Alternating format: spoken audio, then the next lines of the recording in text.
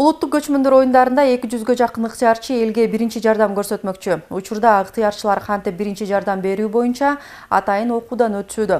Айта кетсек, ар күнү топ-топко бөлүнүп, улуттук кызыл ай коомунун кызматкерлери жардам берүү боюнча сабак алышууда. Сөз кабарчыбызда.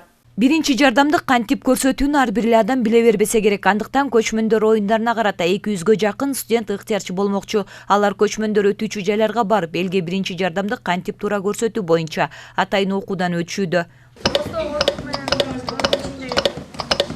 Негизи окуп жаткан студенттердин көпчүлүгү биринчи жана экинчи курстун студенттери. Алар өз ыктыяры менен келип биринчи жардам берүүнүн ыкмаларын окушууда. Себеби ар кандай учур катталып кала турган болсо, жабыркаган жарандарга медициналык кызматкерлер келгенге чейин жардам бериши керек. Бүгүн ушул улуттук көчмөндөр оюнуна ыктыярчы болуп катышкандыгыман байланыштуу бүгүн биринчи жолу катышып атам да бул тренингкечи.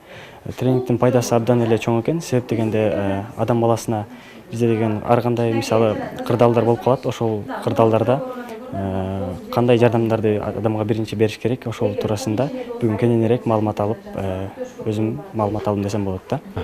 Бүгүнкү күндө улуттук көчмөндөр оюнуна байланыштуу 200ге жакын волонтер тартылган. Бул ошол оюндун башынан аягына чейинки бүт жалпы кызматтарды аткарат. Анан ыктыярчы болгондон кийин сөзсүз түрдө бул биринчи жардамды көрсөтүү билиш керек. Себеп дегенде оюн учурунда ар кандай бир кырдаалдар болуп калышы мүмкүн. Ошого байланыштуу биринчи медициналык жардамды көрсөтүү бул мурдагы практикаларда деле 3-дүйнөлүк көчмөндөр оюндарында деле бул нерсени баягы кылып келгенбиз. Бул жолкусунда дагы сөзсүз түрдө ошол улуттук көчмөндөр оюндарында ыктыярчыларды биринчи жардам көрсөтүү боюнча окуталы деп чечтик.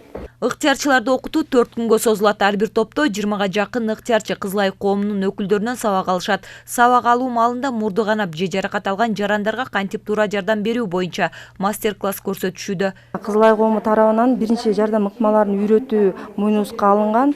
Ошо көчмөндөр оюнунда биз ошол жерде задействованный болуп иштешебиз чогуу. Анан 150 волонтерду бүгүн уже окутуп баштап атабыз да биринчи жардам ыкмаларына.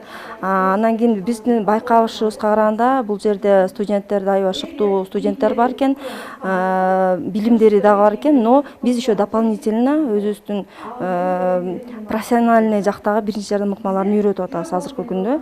Ойлойм жакшы натыйжалар болот го деп. Негизи студенттерди окутуу боюнча атайын кызыл ай коомунун кызматкерлерине жүктөлгөн. Андыктан биринчи жардамды туура көрсөтүү боюнча ыктыярчыларга окутуудан тышкары улуттук көчмөндөр оюндар өтүп жаткан жерге барып, кызыл ай коомунун кызматкерлери дагы жарандарга жардам бермекчи. Кошумчалай кетсек, бир топ жылдан бери сентябрь айынын 2-жекшембиси алгачкы жардам көрсөтүү күнү деп белгиленип келет. Бегайым Асымбаева, Сүймөнкул Айтматов, Тилек Жоламанов, Талаш шаары.